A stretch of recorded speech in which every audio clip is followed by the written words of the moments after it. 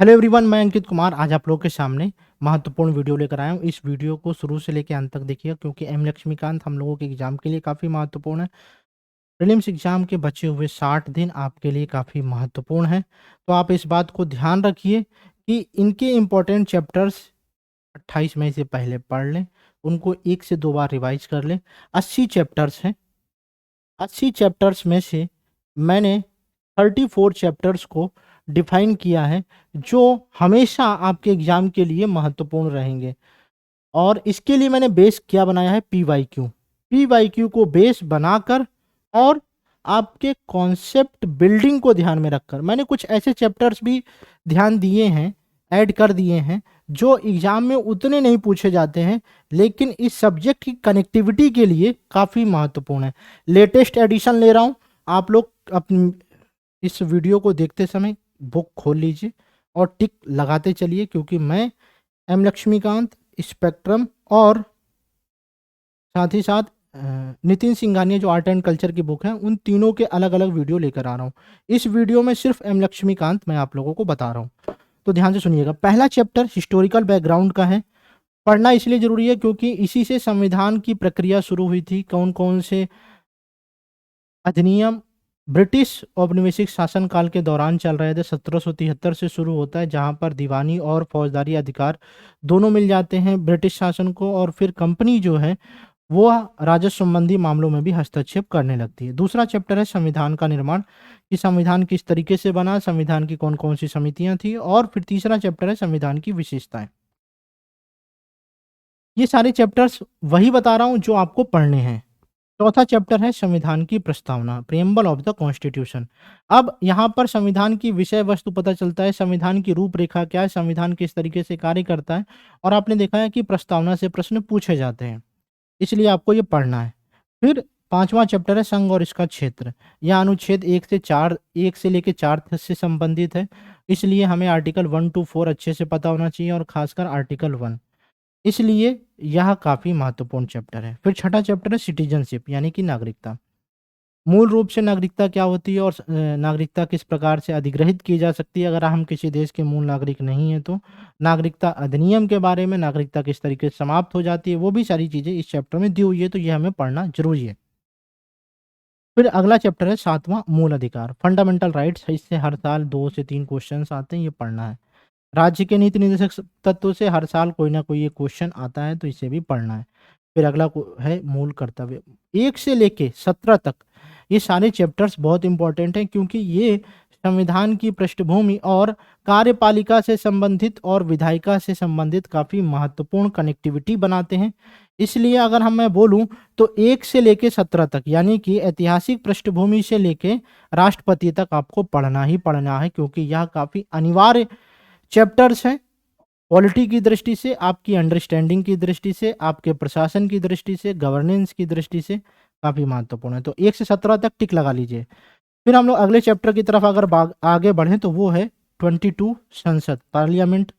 फिर अगला चैप्टर है संसदीय समितियां, पार्लियामेंट्री कमेटीज। फिर 26 उच्चतम न्यायालय यानी कि सुप्रीम कोर्ट, इससे हर साल क्वेश्चन पूछते हैं। 29 जनहित याचिका। आपने देखा है कि जनहित याचिका की इंपॉर्टेंस कितनी महत्वपूर्ण हो गई है और सुप्रीम कोर्ट और हाई कोर्ट के लिए सबसे बड़ा सरदर्द बन गया है पीआईएल, क्योंकि हर कोई याचिका दायर कर दे रहा है और उससे न्याय की प्रक्रिया काफ़ी विलंब हो जा रही है। जिन केसेस पे ज़्यादा ध्यान दिया जाना चाहिए उन केसेस पे ध्यान ना देकर उन केसेस पे ध्यान दिया जा रहा है जो जनहित के संदर्भ में है। जनहित याचिका बहुत ज़रूरी है लेकिन इसका प्रयोग लोगों को ध्यान में करना चाहिए। इसकी इंपॉर्टेंस बहुत ज़्यादा बढ़ गई है, इसलिए हमारे एग्जाम की दृष्टि से और आम जनता और समाज की दृष्टि से भी काफ़ी महत्वपूर्ण है। अगला चैप्टर है राज्यपाल का, 30 चैप्टर है। फिर नेक्स्ट चैप्टर लगा लीजिए राज्य विधानमंडल यानी कि स्टेट लेजिस्लेचर, 33। फिर अगला चैप्टर है 35 अधिकरण यानी कि ट्रिब्यूनल्स। 36 अधीनस्थ न्यायालय यानी कि सबॉर्डिनेट कोर्ट्स। 37 जो काफ़ी महत्वपूर्ण है, कुछ राज्यों के लिए विशेष प्रावधान, जब खासकर जब से 370 हट गया है जम्मू कश्मीर, और जम्मू कश्मीर के यानी कि जम्मू कश्मीर से 2 अलग केंद्र शासित प्रदेश बनने की वजह से भी काफ़ी यह महत्वपूर्ण आर्टिकल हो गया 371। इसको पढ़ लीजिएगा। फिर पंचायती राज काफ़ी महत्वपूर्ण चैप्टर है। फिर केंद्र शासित प्रदेश, अगला चैप्टर है अनुसूचित एवं जनजातीय क्षेत्र। कॉन्स्टिट्यूशनल बॉडी जो भाग नंबर 7 है, इसके इम्पोर्टेंट बस छोटे-छोटे पार्ट हैं, तो वो आप पढ़ लीजिएगा सरसरी नज़र से, बहुत अच्छे से पढ़ लीजिएगा। फिर अगला जो भाग 8 है, गैर संवैधानिक निकाय, इन चैप्टर्स को बहुत ध्यान से पढ़ लीजिएगा क्योंकि इनकी इम्पोर्टेंस बहुत ज़्यादा हो गई है। इसमें मैं ज़्यादा टिक नहीं लगवाऊँगा क्योंकि ये सभी इम्पोर्टेंट हैं एक तरीके से।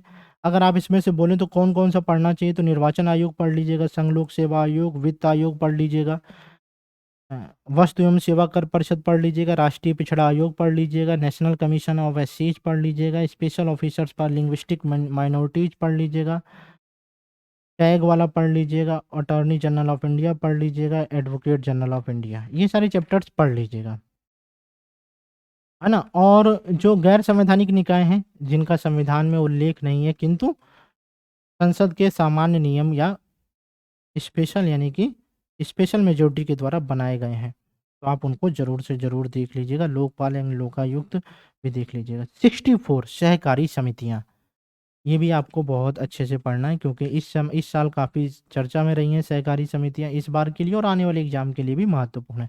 ये लिस्ट 2023, 24, 25, 26 यानी कि हर वर्ष होने वाले एग्जामों के लिए है।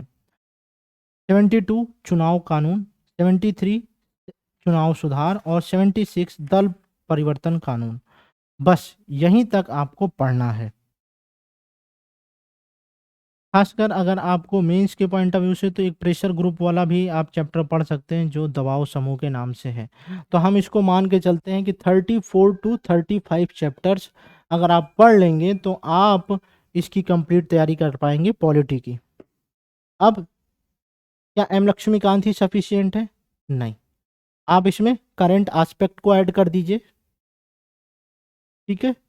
दूसरा, जो सेक्शंस यानी कि जो डायमेंशंस, जो डायरेक्शन छूट गया है उसको इसी किताब में ऐड कर दीजिए, तो उससे आपकी कंप्लीट तैयारी हो जाएगी और कंप्लीट नोट्स भी बन जाएगा, ठीक है।